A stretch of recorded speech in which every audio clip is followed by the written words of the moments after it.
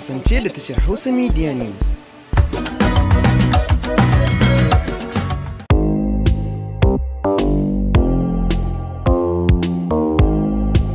Ke duniya ina zaki da mu?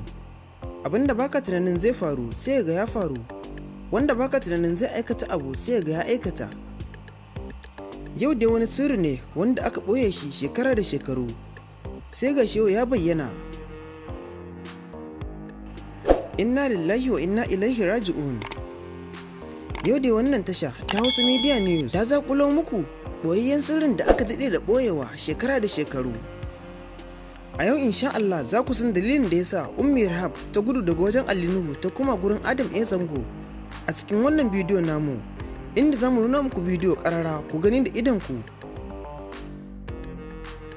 Kafin nan, idan wannan ne farkon zuwa wannan tasha, a daure a danna mana subscribe, sannan a danna kararrawa, sannan kuma a danna mana like. Mun gode. Dama ita rayuwa haka take. Jaruma Ummi Rahab ta taso tun tana karama, yarinya ce mai farin jini. Yarinya ce da duk wanda ya ganta sai ya ji ya yaba da ita. Tun tana yar kararraba, ba ga maza ba kai har da mata. A yanzu haka akwai jita-jita cewa jarumi Adam A Zango yana soyayya da Ummi Rahab, amma ya fito ya karyata haka. A baya an taɓa zargin Adam A Zango da cewa yana da alaka da 'yan wasansa mata ko kuma 'yan fim mata. Ana iya tabbatar da haka ta hanyar da ya aure Maryam Ebiola sannan kuma ya sake ta a lokaci guda. Ummi Rahab ta kasance tana son harkar fina-finan Hausa tun tana 'yar karama, inda wannan dalilin ne sa aka yi mata abin da ba a taɓa tsammani ba tun tana 'yar karama. Kuma sannan shi ma wanda ya aikata ba a taɓa tsammani zai aikata abin da ya aikata ba, duba da yadda ake girmama shi a harkar fina-finan Hausa, inda wannan ne dalilin da ya sa Ummi Rahab ta gudu daga wajensa ta koma wajen jarumi Adam A Zango. To ita dai rayuwa dama an ce ba a yaban ɗan kuturu sai shekara 10 da ya hatsa, kuma sannan Hausa sun ce kai dai ka ga mutum kawai. Kuma dama an ce in kai ka da yana shinshina takalmi to dolaki gora a miya, kuma ramin ƙarya ƙwararre ne. Yau dai asiri ya tonu, kuma wannan tasha ta Hausa Media News ba za ta ɓoye wannan labarin ba. Za mu fito za mu faɗa wa duniya abin da ya faru. Saboda haka kar ku manta, idan wannan ne farkon zuwan ku wannan tasha, ku danna subscribe da ƙararrawa, sannan ku danna like. Wannan ne zai ba mu ƙwarin gwiwa da samun damar zaƙulo muku labarai da kawo muku su akan lokaci. Ku biyo mu sannu a sannu, inda za mu nuna muku wannan bidiyo har ƙarshe, inda za ku gani da idan ku ko ka taɓar da aka aikata, sannan kuma ku ga waye ya aikata.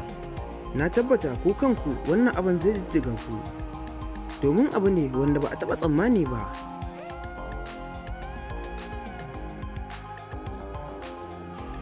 A shekarar da ta wuce ta 2020, kun san cewa wasu abubuwa sun faru a masana'antar Kannywood wanda ba su da daɗi, ta yin da aka samu hoton bidiyon tsiraicin Maryam Boat, sannan kuma da Safara'u ta cikin shirin kwana 90.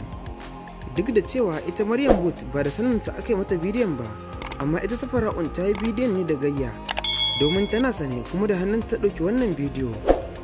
Sannan kuma can kwanakin baya wani al'amari ya faru tsakanin Hadiza Gabon da Amina Amal, inda aka yi ta jani inja, inda har rigimar har da ta je kotu.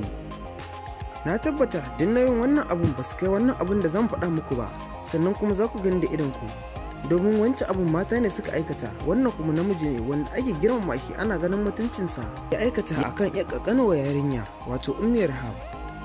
Wasu da dama suna cewa iyayenta ne suka yi sakaci, wasu kuma sun ce a kyawunta ne ya jawo mata. To kuma dai menene, bari za ku ga bidiyon sannan ku hukunci a kai. Wannan abu ya faru tun kafin Ummi Rahab ta yi fim ɗin Ummi. Bayan ta yi fim ɗin Ummi Rahab ta yi fina-finai da dama, kafin ta zo ta yi fim ɗin Farin Wata Sha Kallo. Duk wanda ya kasance ya kalli fim ɗin Farin Wata Sha Kallo to zai fahimci wani abu bayan ya ga wannan bidiyo har ƙarshe, ta yadda zai fahimci cewa ashe labarin gaskiya aka bada a fim ɗin Farin Wata Sha Kallo. Kuma wannan shine farkon rigima tsakanin Ali Nuhu da Adam A Zango. Akan wannan dalilin ne Ali Nuhu da Adam A Zango suka samu matsala a tsakaninsu.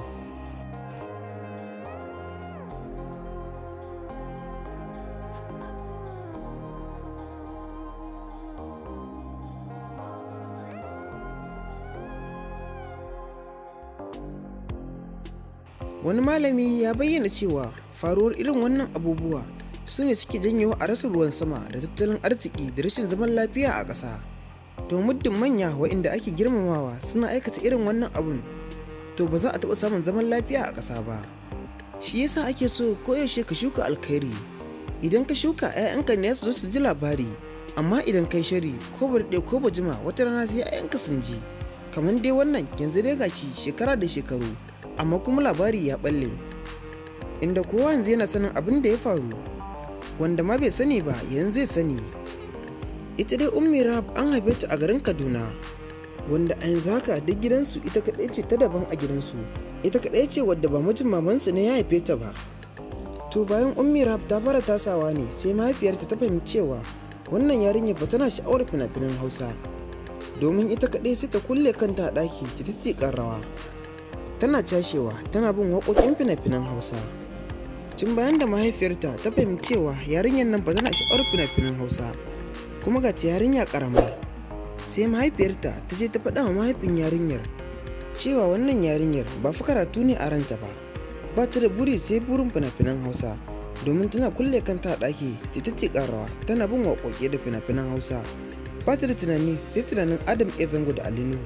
Kullum babban burinta ina za ta ga Ali Nuhu ko Adam A Zango. Tun tana ƙarama kenan.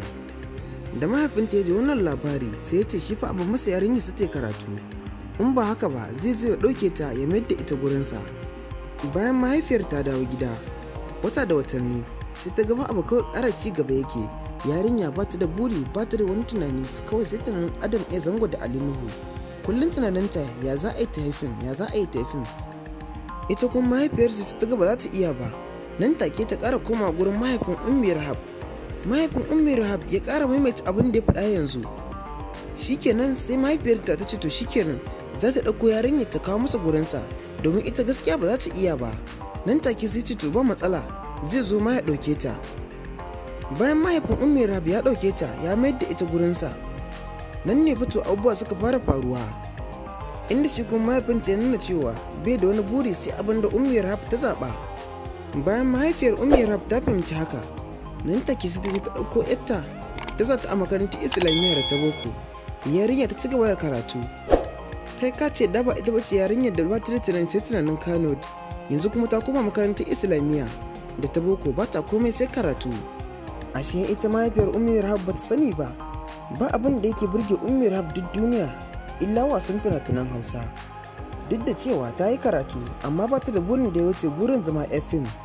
Bayan wasu shekaru Ummi Rahab ta tasa, mahaifiyar ta ƙara fahimta abin da yake ran nata na wancan shekarun baya, har yanzu fa yana ranta.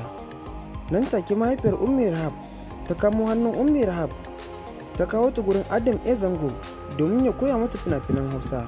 Bayan ta gama primary school kafin ta cigaba da secondary school, a nan ne Adam A Zango ya sata a fim ɗin Ummi, inda ta fito da suna Ummi, sunanta na ainihi. Sarki Ali Nuhu ya yi wa Ummi Rahab abin da ba za ta manta ba a rayuwarta. Abin kuma shine Sarki Ali Nuhu ya yi wa Ummi Rahab rana a harkar fina-finan Hausa. Duk da cewa mai gidanta Adam A Zango ne, amma Sarki Ali Nuhu ya yi mata ranar da ba za ta mantawa ba, domin ya ba ta gudunmawa sosai, kuma ya tallafa mata a lokacin da ta shigo cikin sana'ar fina-finan Hausa. Dama an san Ali Nuhu mutum ne mai irin wannan taimakon, da fatan Allah ya saka masa da alkhairi, ita kuma Allah ya ƙara ɗaukaka da buɗi.